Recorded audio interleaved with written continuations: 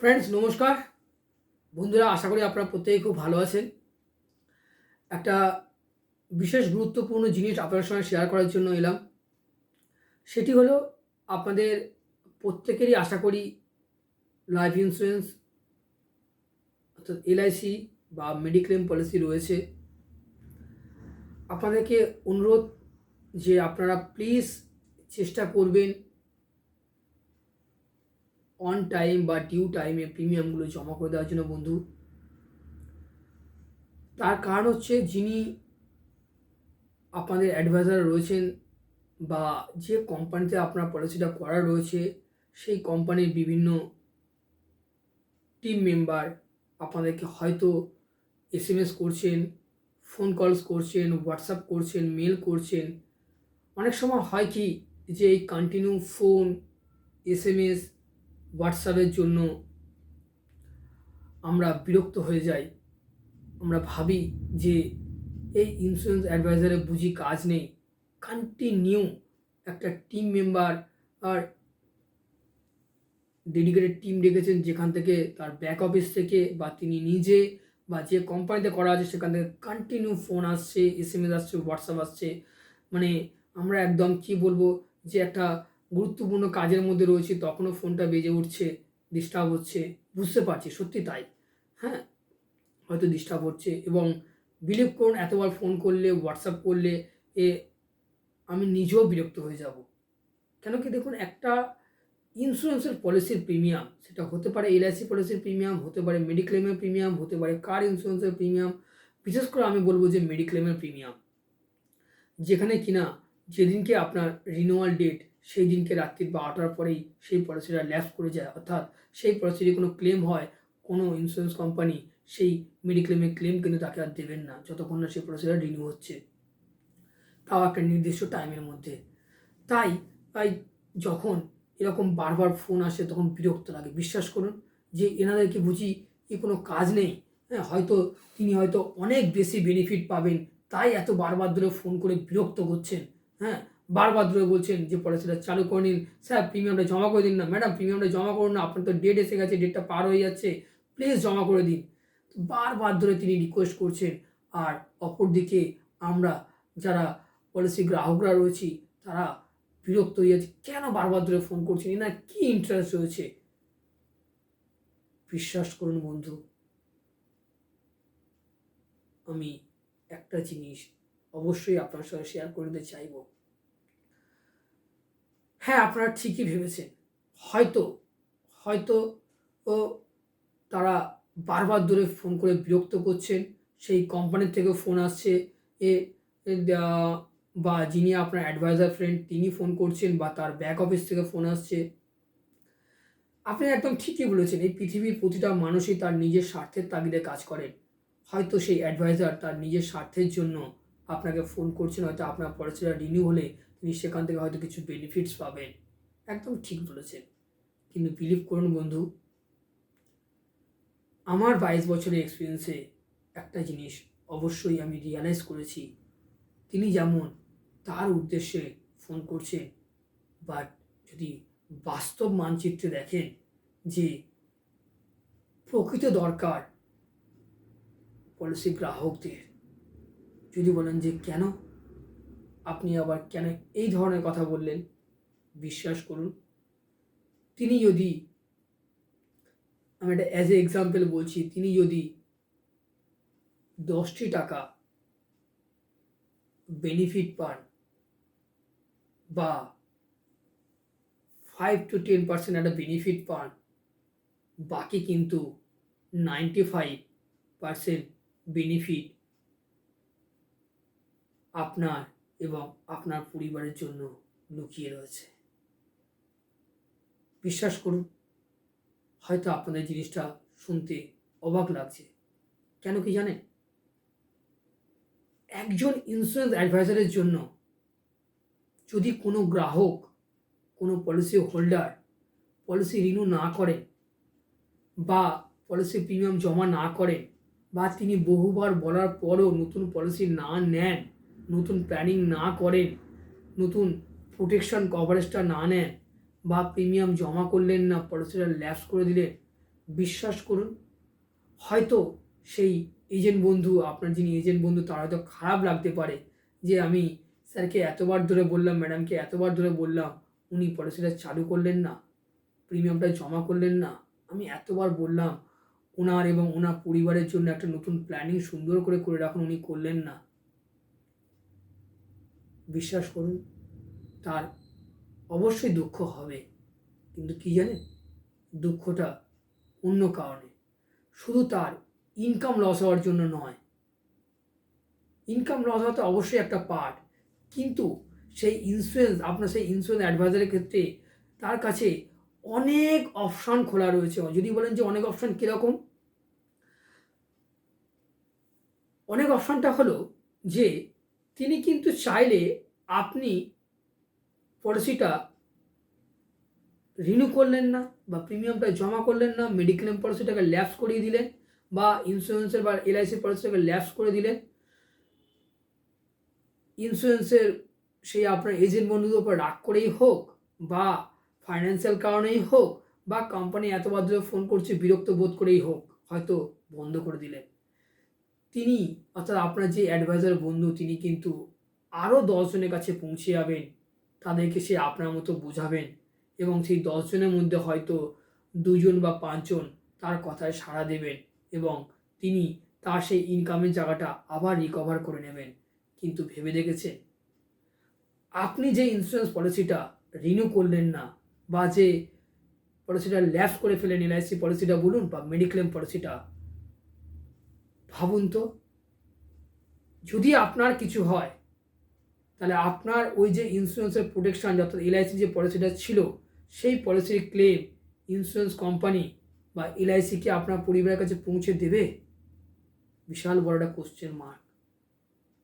আপনি যে মেডিক্লেমটা রিনিউ করলেন না, যে পলিসিটাকে কন্টিনিউ করলেন না, হতে পারে এখন দেখা যাচ্ছে যে ইদানিংকালীন হয়তো ও মেডিক্লেমের প্রিমিয়ামটা কন্টিনিউ কিছুটা পরিমাণে অল্প বিস্তর বাড়তে থাকছে, কেন কি না দৈনন্দিন যেভাবে মেডিসিন কস্ট বা নার্সিংহোমের কস্টগুলো বেড়ে চলেছে বা ডক্টরের ফিস বলুন, বিভিন্ন মানে অ্যাজ এ হোল মেডিকেল ইন্ডাস্ট্রির যে খরচগুলো বাড়ছে, সেই জায়গায় দাঁড়িয়ে মেডিক্লেমের কোম্পানিগুলো তাদের সেই পরিষেবাটা আপনাদের জন্য বজায় রাখার জন্য তাদের কাছে কোনো উপায় নেই প্রিমিয়াম না বাড়ানো ছাড়া।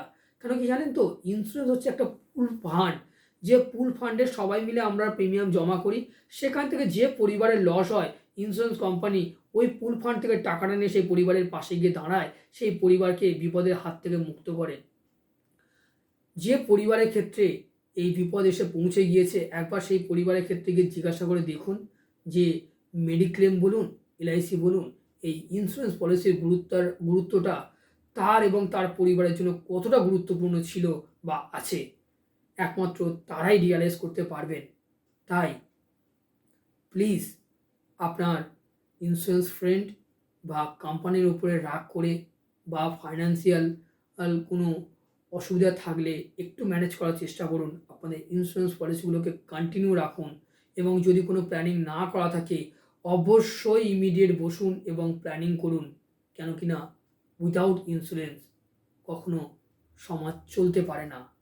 একটা সমাজের যখন একদিকে যখন ধস নামে, সেই পরিবারে যখন ধস নামে, তার যে ফাইন্যান্সিয়াল লস হয়, সেই ফাইন্যান্সিয়াল লসের জায়গাটা একমাত্র only and one instrument, that is insurance, insurance and insurance, সেই জায়গাটা পূরণ করতে পারে। সেটা লাইফ ইন্স্যুরেন্স হতে পারে, মেডিক্লেম হতে পারে, হেলথ ইন্স্যুরেন্স হতে পারে বা এনি টাইপ অফ ইন্স্যুরেন্স হতে পারে। এই ইন্স্যুরেন্সেরই ক্ষমতা রয়েছে একমাত্র সেই জায়গাটা ফুলফিল করার জন্য। কেন ইন্স্যুরেন্সের কনসেপ্টে হচ্ছে যে আপনার কি দরকার সেই জায়গাটা আপনি আগে ক্রিয়েট করে ফেললেন এবং ক্রিয়েট করার পরে আপনি অল্প অল্প করে তার প্রিমিয়াম বা ইনস্টলমেন্ট বা ইএমআই দেওয়া শুরু করলেন। কেন কি আপনাকে যে প্রপার্টি বা যে ফান্ডটা আপনার দরকার দিয়ে ক্রিয়েট করলেন, তার জন্য আপনাকে পুরো ফান্ডটা একসঙ্গে নিভেস্ট করতে হচ্ছে না বা ইনভেস্ট করতে হচ্ছে না। আদার্স যে কোনো ইনস্ট্রুমেন্টে আপনি যদি চান, আপনাকে পুরো ফান্ডটা ইমিডিয়েট ইনভেস্ট করতে হবে বা আপনাকে সিকিউরভাবে রাখতে হবে, ব্যাংকে হোক, পোস্ট অফিসে হোক বা যে কোনো জায়গায় হোক। যদি আপনার একটা 1 কোটি টাকার ফান্ডের দরকার, আপনাকে 1 কোটি টাকা জমা করলে তবেই গিয়ে আপনাকে ব্যাংক বা পোস্ট অফিস আপনাকে 1 কোটি টাকাটা সার্টিফিকেট দেবে বা 50 লাখ টাকার দরকার থাকলে 50 লাখ টাকার সার্টিফিকেট দেবে, কিন্তু আপনাকে সেই পরিমাণ সমপরিমাণ অর্থ সেই ব্যাংক বা পোস্ট অফিসে ডিপোজিট করতে হবে। বাট হয়রাস যদি আজকে আপনি একটা 1 কোটি টাকার ইন্স্যুরেন্স পলিসি নেন আপনার এবং আপনার পরিবারের জন্য, তাহলে আপনাকে কিন্তু 1 কোটি টাকা জমা করতে হবে না বন্ধু। আপনাকে সামান্য, অর্থাৎ 1 to 5% ভ্যারি করবে আপনি কী ধরনের প্রোডাক্ট চুজ করছেন তার উপরে, সেই সামান্য পরিমাণ প্রিমিয়াম পে করে বা অ্যামাউন্ট ইনভেস্ট করে আপনি কিন্তু আপনার পরিবারের জন্য ওই 1 ইয়ারের যে সার্টিফিকেটটা ইনস্ট্যান্ট তুলে দিতে পারেন পরিবারের হাতে। আপনি নিজে রিটায়ারমেন্টের সময় সেই ফান্ডটা এনজয় করতে পারেন, আপনার অবর্তমানে আপনার ফ্যামিলি ইনস্ট্যান্ট সেই ফান্ডটা পেয়ে তার যে ফাইন্যান্সিয়াল লসের জায়গাটা রিকভার করতে পারেন। অ্যাট দ্য সেম টাইম ঠিক সেম ধরনের যদি আপনি একটা 10 লাখ বা 25 লাখ টাকার হেলথ ইন্স্যুরেন্স বা মেডিক্লেম নিয়ে রাখেন, তাহলে কিন্তু আপনাকে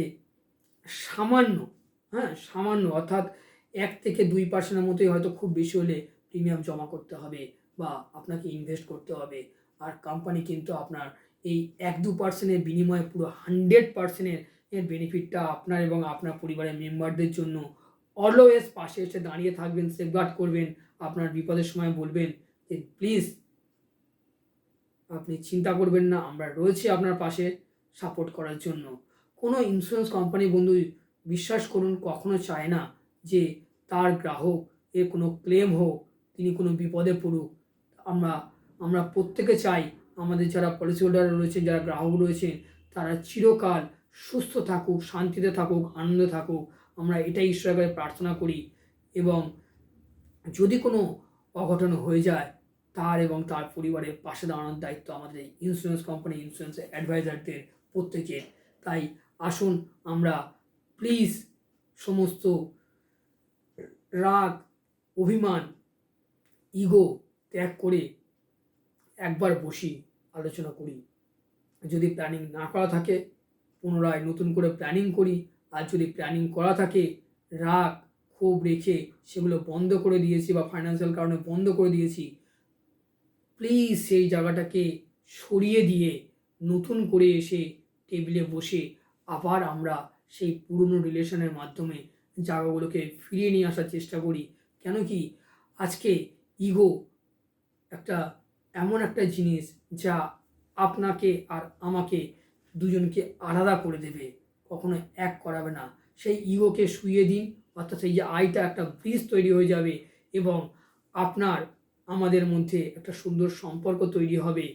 কেন কি জানেন, এই রাগ বা অভিমান করে হয়তো আমরা দূরে সরিয়ে রাখলাম, কিন্তু বিপদের মুখ থেকে কি এই পরিবার আর কে রক্ষা করতে পারবে ইগো? বা আপনার যখন বিভিন্ন সময় টাকার দরকার পড়বে সেগুলো কি এই ইগো ও সেই জায়গাটা কি ফুলফিল করতে পারবে? পারবে না বন্ধু।